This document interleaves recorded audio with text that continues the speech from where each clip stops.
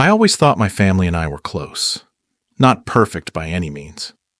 We had our disagreements and rough patches like any family, but I believed we shared a foundation of love and respect.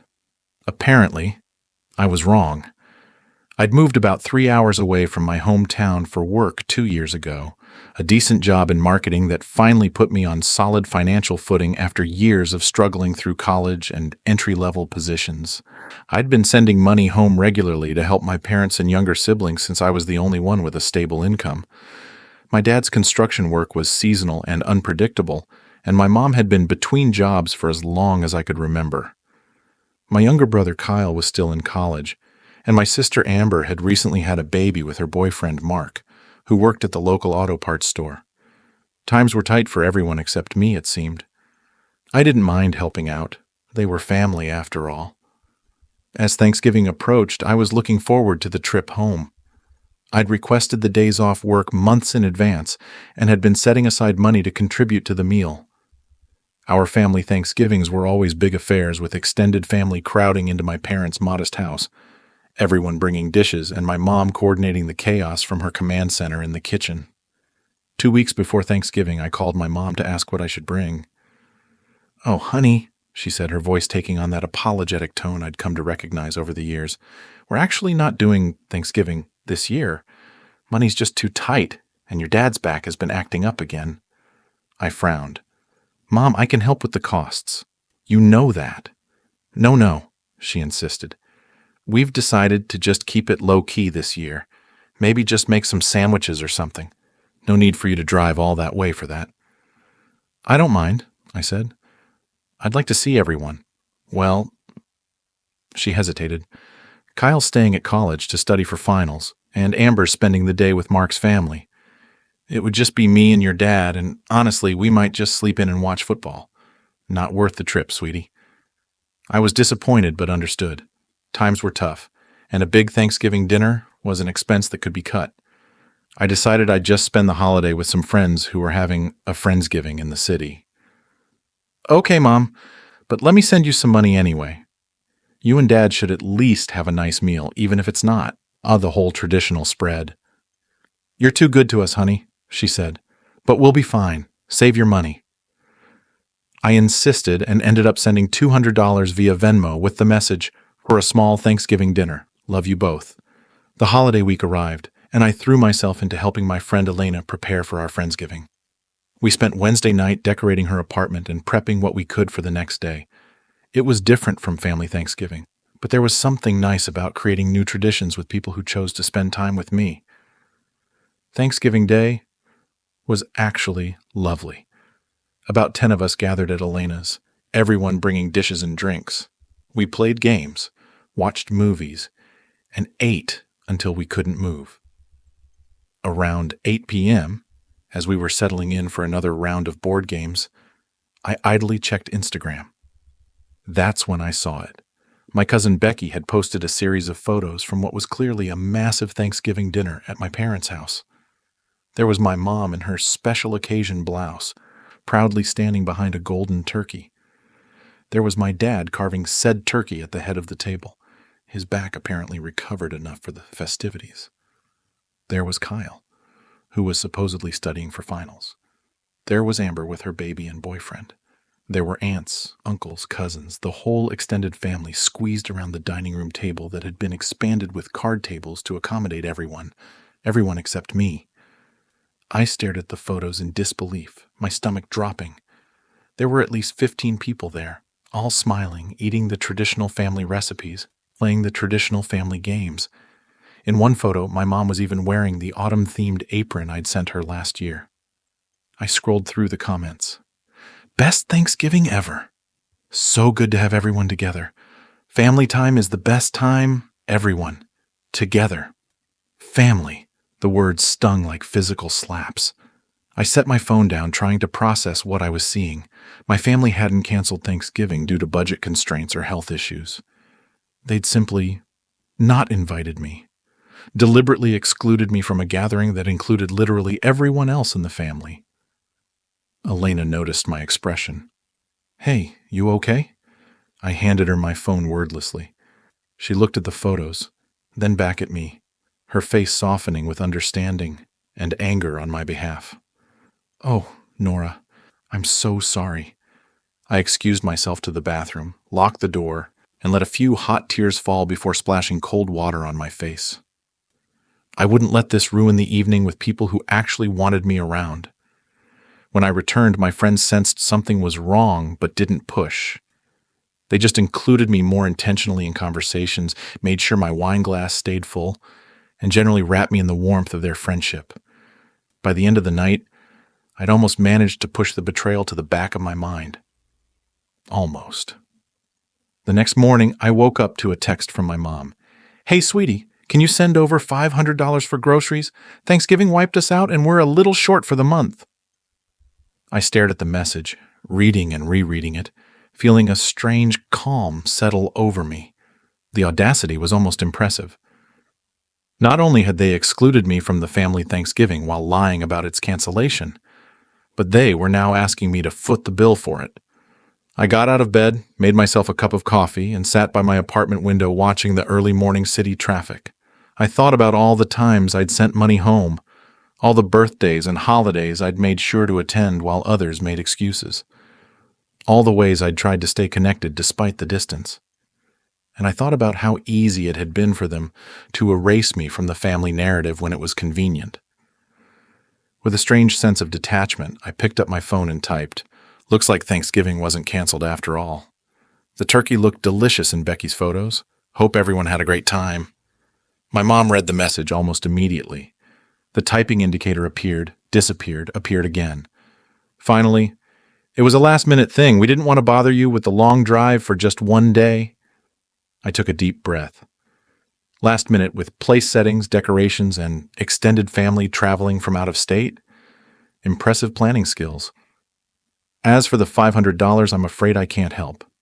I spent my extra money on my Friendsgiving, believing my family wasn't celebrating this year. Maybe ask one of the relatives who actually got to enjoy the meal.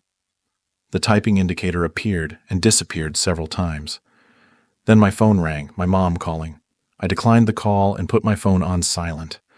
I wasn't ready to hear whatever explanation or guilt trip she had prepared. Throughout the day, the messages piled up, not just from my mom, but from my dad, my siblings, even an aunt or two. Some expressed guilt, others indignation at my attitude. My brother Kyle texted that I was being dramatic and should just help out the family like I always did. My sister Amber suggested I was jealous of her baby getting attention. None of them, not one, offered a sincere apology for excluding me. That evening, I made a decision. I opened my banking app and looked at my recurring transfers. $400 to my parents on the 1st of every month. $200 to Kyle for books and supplies on the 15th.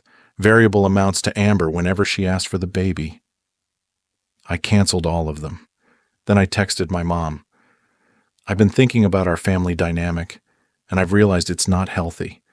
I've been happy to help financially because I thought we were a family who supported each other. But I can't continue to be treated as an ATM while being excluded from family events. I'm taking a step back for now. I wish you all the best." The fallout was immediate and intense.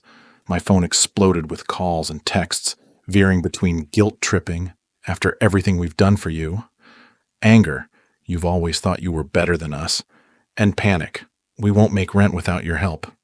I didn't respond to any of it. Instead, I called my boss and asked if I could use some of my vacation days the following week. She agreed, and I booked a small cabin in the mountains for a solo retreat. I needed space to think. The cabin was perfect, rustic but comfortable, with large windows overlooking a forest of pine trees. For the first time in years, perhaps ever, I was completely disconnected from my family's needs and drama.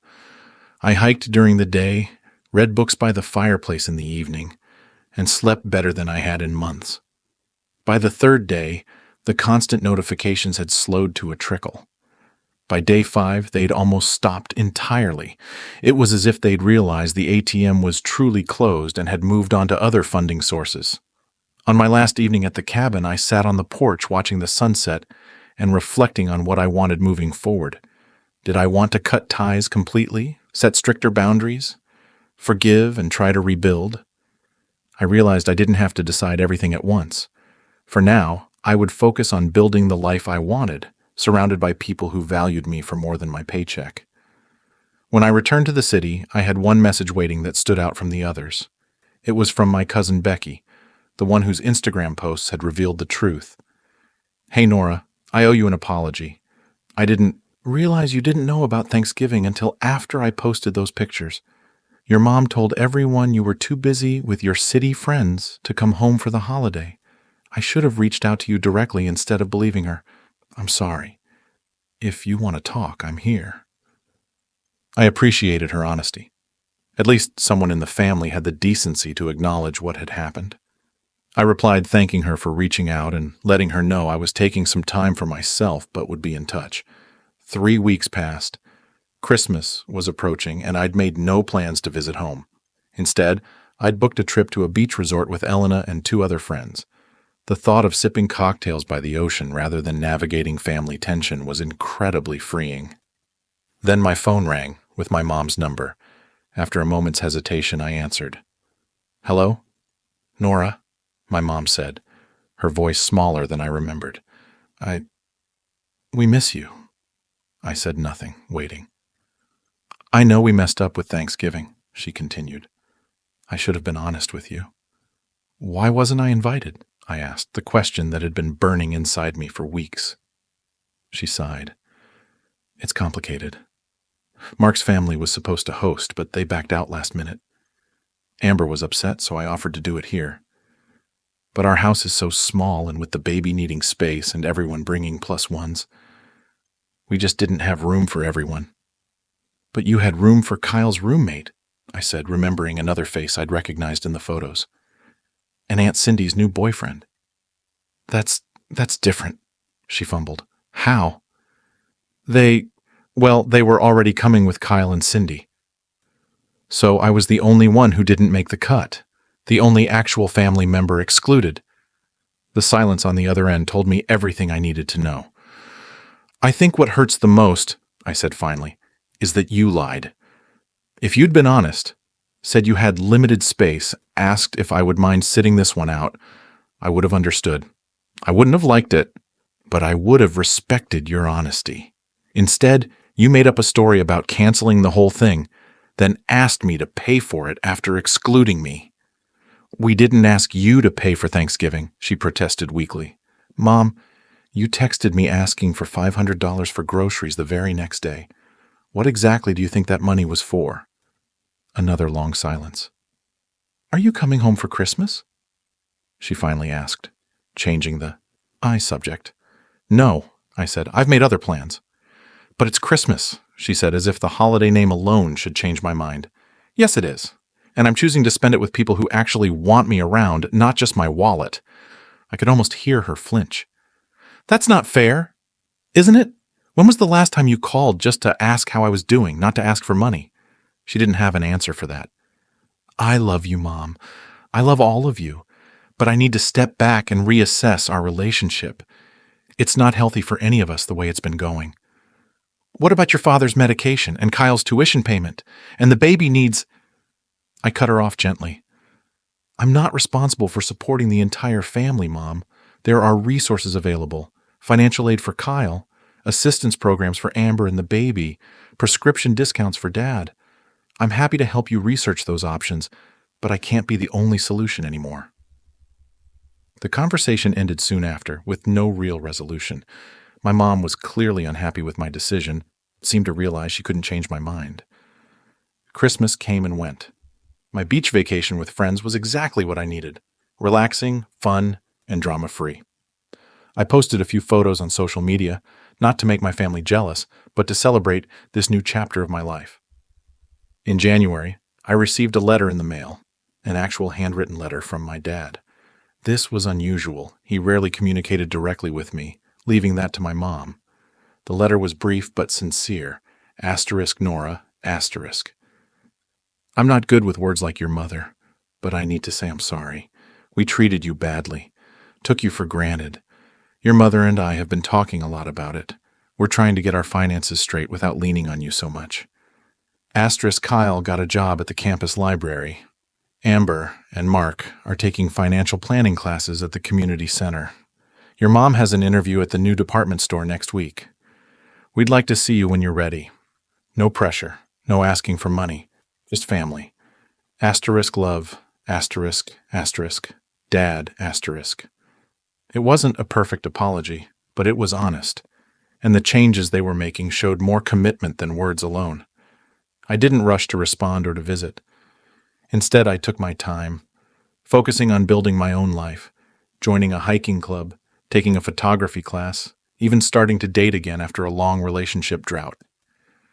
I sent my dad a brief note telling him I appreciated his letter and would be in touch when I was ready. 3 months later, I was finally ready to visit, just for an afternoon, not an overnight stay. When I pulled into the driveway of my childhood home, I felt a strange mix of anxiety and hope. My mom opened the door before I could knock, enveloping me in a hug that seemed more careful, less entitled than her usual embraces. "Thank you for coming," she said simply. Inside, things were different.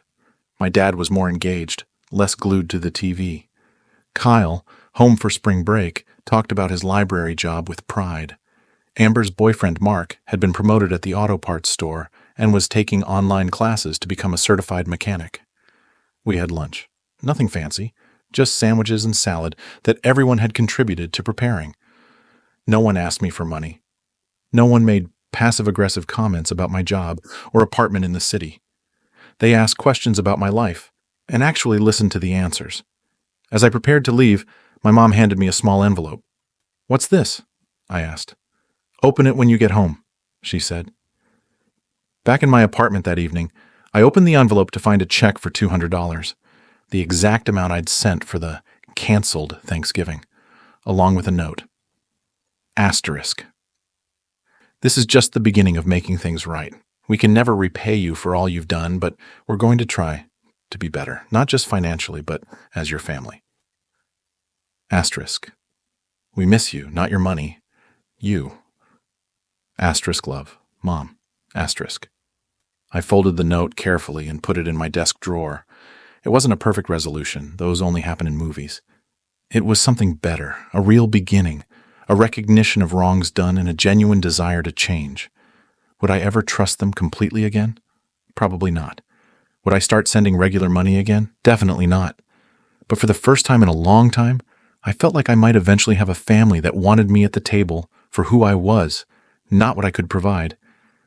And that was worth more than all the Thanksgiving dinners in the world.